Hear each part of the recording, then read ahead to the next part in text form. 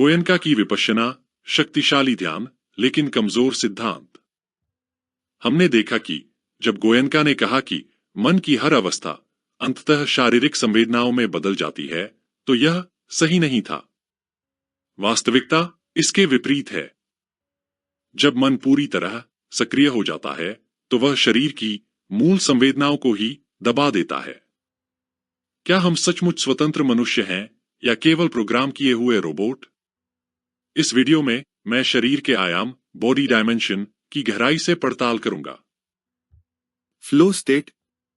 आइए मनुष्य के फ्लो स्टेट को ध्यान से समझें। कल्पना कीजिए, एक महान चित्रकार चित्र बना रहा है, एक श्रेष्ठ संगीतकार वाद्य बजा रहा है, या एक भावपूर्ण गायक पूरे मन से गा रहा है। रचनात्मकता के उन सर्वोच्च क्षणों में उनके भीतर एक गहरा परिवर्तन होता है।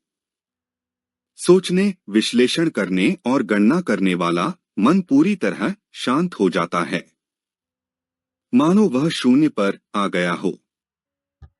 रणनीति बनाने वाला मन शांत हो जाता है, अहंकार भूल जाता है और समय का एहसास भी पूरी तरह मिट जाता है।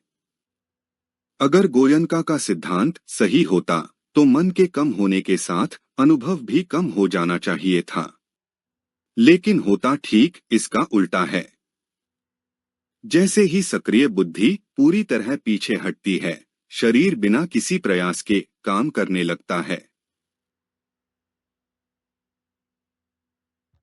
उस अवस्था में जो जन्म लेता है, वह है शुद्ध और निष्कलंक अनुभूति। कलाकार विचारों से नहीं, बल्कि चेतना के एक विशाल क्षेत्र के रूप में कार्य करने लगता है।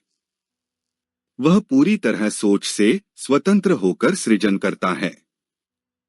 प्रसिद्ध गीतकार E.Y. हारबर्ग ने मानव अनुभव के इस गहरे अंतर को बहुत सुंदर ढंग से व्यक्त किया था। उन्होंने कहा था, शब्द आपको सोचने पर मजबूर करते हैं, लेकिन संगीत आपको महसूस कराता है। मंच पर गाने वाला एक महान गायक तभी अपना सर्वश्रेष्ठ दे सकता है, जब उसका विचारों में उलझा हुआ मन पूरी तरह शांत हो जाए। तभी संगीत सचमुच जीवंत हो उठता है। उस समय वह अपने शरीर की संवेदनाओं को खोजने वाला एक सीमित व्यक्ति नहीं रह जाता। उसका पूरा अस्तित्व संगीत में विलीन हो जाता है।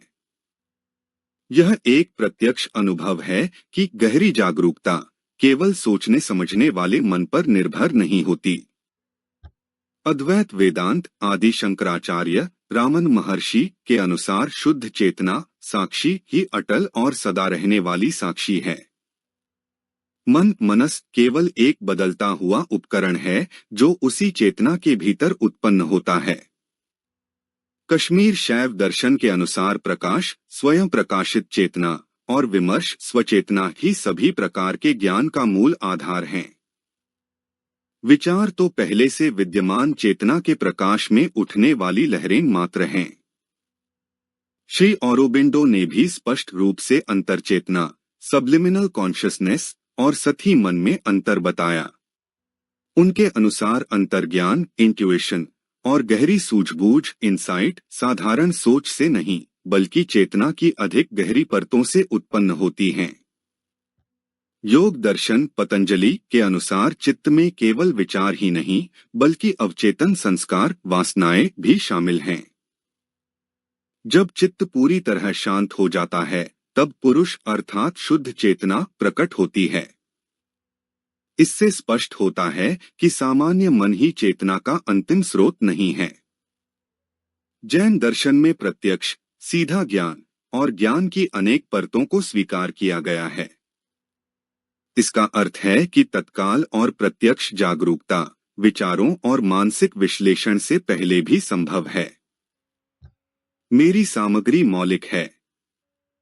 आशा है आपको यह पसंद आया होगा।